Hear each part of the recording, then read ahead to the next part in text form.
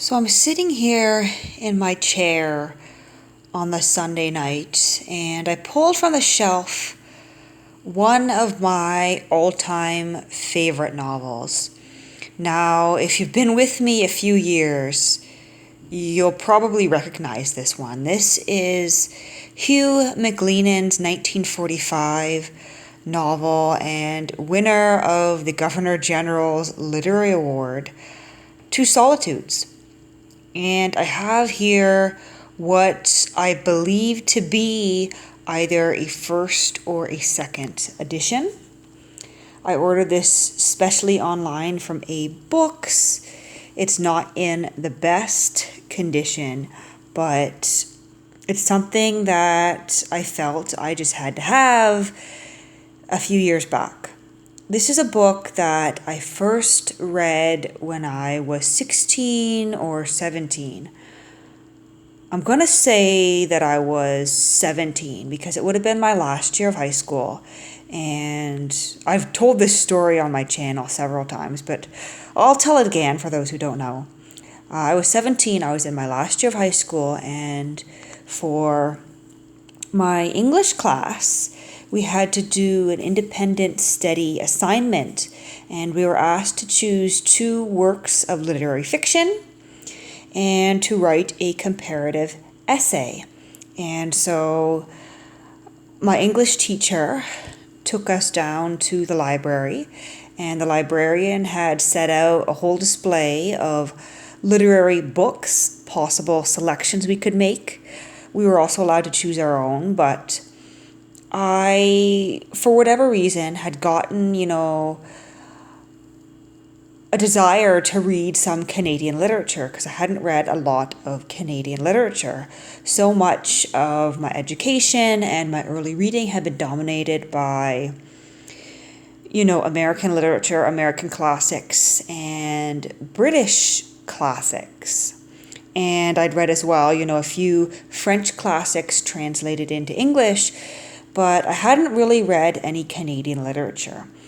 And so this book is the first one that I chose for that assignment. And it's important to me, one, because it was the first time that I read Canadian literature with the mindset that I was reading Canadian literature. I was reading a book published by an author, published by a publishing house that was not only for a Canadian audience, but it was about Canadians and the Canadian experience. And this is a classic of Canadian literature. And so I initially read a hardback edition that was in the school library. And it wasn't until I was midway through my assignment, I had also selected my English teacher had recommended Roger Llewellyn's The Town Below, which is another work dealing with a similar subject matter. And so I had gone to a used bookstore to get a copy of that. And while I was there, I picked up a paperback copy of Solitudes. And that's when I discovered that the edition from the school library was abridged. And so I think that's when I became fascinated with different editions of Solitudes. And so I collected several different paperback editions, and then I really wanted a hardcover with the original dust jacket. And so this is what I found here. And yep, it would originally have been sold for $3 here. Sorry, I don't think that's going to focus. And at this point, he had only published his other novel, Barometer Rising, which is also a fantastic novel that is an historical novel about the explosion in Halifax, the Halifax explosion during the First World War. Two ships collided in the Halifax harbor, causing a massive explosion that was felt dozens and dozens of kilometers away. It shattered all the windows in the immediate vicinity in the city. A lot of people died. Many people were injured. And, it was at the time the biggest catastrophe. And up until, nuclear bombs and atom bombs were set off. It was the largest man-made explosion, and it was just devastating to Halifax at the time. And, to this day, there are trees in the area around the Halifax Harbor where there are, bits of metal just, embedded inside the tree because the tree has grown around it. But that's another novel entirely, and that one's quite good. But, here we go. Copyright 1945 by Hugh MacLennan. Printed in Canada by the Bryant Press Limited in Toronto. And it was dedicated to Dorothy Duncan, who was his wife. So this is a well-known novel because I think of the subject matter. So the two Solitudes here refers to French and English Canada. And at the time of publication, there was a lot more tension between French and English Canada than there is today. And the idea here is that French and English Canada were two solitudes, and that in embracing, they became stronger. And so the plot here is about a young boy, Paul, who is born to a French a French father and an English mother, I believe.